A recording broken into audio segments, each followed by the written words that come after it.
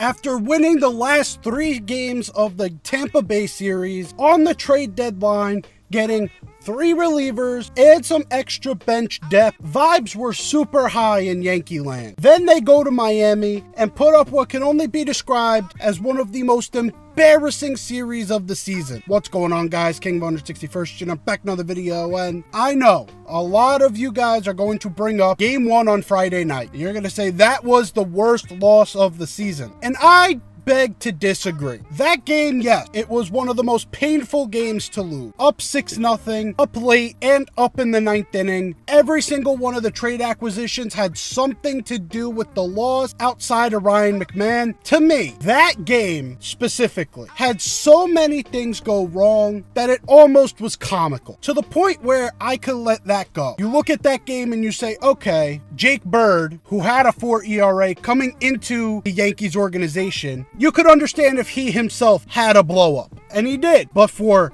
David Bednar, who's had an incredible season, he's terrible in Miami. I understand that. But then to compound that with Camilo Doval also blowing the game, along with the fact Jose Caballero in right field just completely whiffing on a ground ball to him. A lot of things compounded and felt like one of those games where you just have to say, that's baseball. And then you move on to game 2. Game 2 to me is the game that I am even more frustrated with than game 1. You had the play with Jazz where he's off the bag, tried explaining it, saying he thought Xavier Edwards was going to drop the ball and he wanted to get an extra jump. Either way, it looked awful, especially with the way the Yankees have been playing this year, the way this team has been running the bases, has been fielding the ball. That just compounded everything. One thing I am happy about is that Aaron Boone actually took him into the tunnel and they were able to discuss it. But one thing I am confused about is that when they came out, Aaron Boone absolutely chewed out first base coach Travis Chapman. Does that mean that Jazz possibly got the information from Travis Chapman that they were going to drop the ball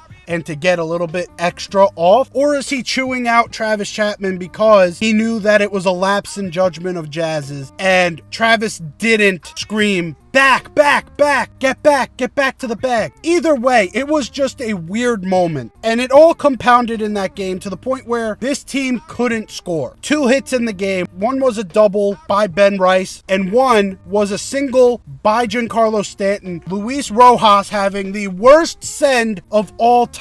The Yankees have had some bad send, with Giancarlo Stanton even, but this is up there, top 5 worst sends that has happened in the Yankees over the past few years. Trent Grisham, although he did get a stolen base in the series, he's not a fast guy. He's not a guy that I'm trusting, especially with 2 outs, knowing that we needed that game. After the heartbreaker on Friday, we needed that game. There's no way I'm sending him there. I could understand it. Stowers was a little bit away from the ball, and then you sent him because then he has to get a perfect throw off. He didn't have to get a perfect throw off. Stowers had the ball in his glove by the time Trent Grisham hit third base. To me, that was just overall a terrible display of baseball. And then game 3 comes. Luis Gil's first game in pinstripe since 2024, and he did about as well as you could have expected with a guy who's having his first game on August 3rd. He didn't have great command, but his stuff looked lively. He had 98 on his fastball, his slider looked really good. That was one pitch he could locate. His changeup still needed a little bit of work. He was just a little bit off the plate to either side. He wasn't getting many calls behind the plate. Not like they were strikes, but he didn't get much help. And then when he did get into the zone, the Marlins were able to take advantage a little bit. I know his final line looks a little worse than it actually was because the bullpen gave up a home run with his runners on base. To me, that performance was about what you could have expected. I wanted him to get through 5. He didn't. That's the only thing that I expected out of this performance that he didn't do. And the offense, Trent Grisham tried getting this offense to come alive with that first inning home run, but this offense continued to be dead. It felt like after game 1 and losing game 1, the wings fell off of this team. Everyone on this team was down on themselves and no one really stepped up. Jazz had the home run in the 7th inning of this game, but he didn't didn't even have a great series, like we brought up the Game 2 blunder. Overall, it just looked like a lifeless series for the Yankees, and it was the first time the Miami Marlins had swept the New York Yankees. The Yankees now have a losing record against a team in Major League Baseball. The Marlins now have a winning record over the Yankees, the first team in MLB history to have that. Now, is this a product of just weird timing against a very hot team and a place we don't usually perform? I don't know, because do I think we can get better? It will get better from here. I can guarantee that. Doval will not be as bad as he was in Game 1. Bednar will not be as bad as he was in Game 1. And Bird showed you what he brings to the table in Game 2. Those performances were outliers. That was a weird outlier game. But games 2 and 3 are the ones that really concern me, because those moments after the Yankees lose and Max Fried's not on the mound, sometimes this Yankees offense just looks stale. It looks like they're just not into the game. And especially in this moment where the Yankees finished June under 500. They finished July under 500. You needed to come into August with a chip on your shoulder. You needed to come into August knowing that you needed a big month in order to get back in this division. And the Yankees did the exact opposite. Now they are in third place in the division,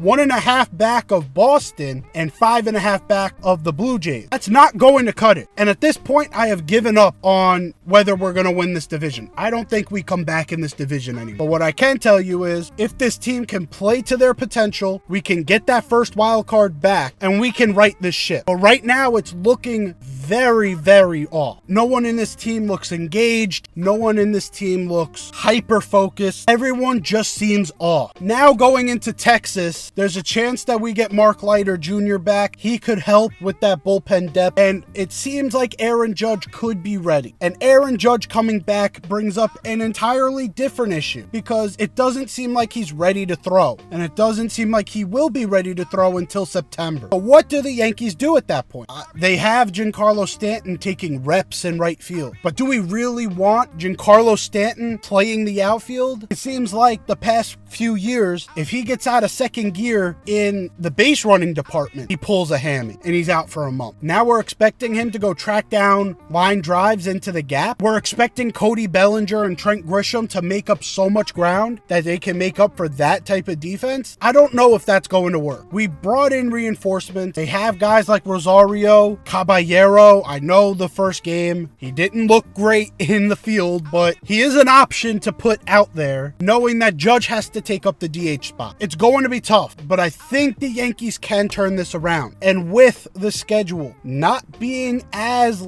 laborious as it was in the first half, I'm expecting this team to go on a run at some point. And when they go on that run, we have to hope we go on a run at the right time, where the Boston Red Sox lose a bunch and maybe even Toronto loses a bunch, and we could gain some ground going into September. As this season has showed us, this is going to be a grind. And if you still believe in this team, as you should, there's going to be highs and there's going to be lows. But one thing's for sure, I'm going to be right here breaking it all down. Hopefully you enjoyed this recap. This series really pissed me off. I'm maintaining the faith. You should too. Like the video, subscribe if you're new. I'm out of here. Take care and peace.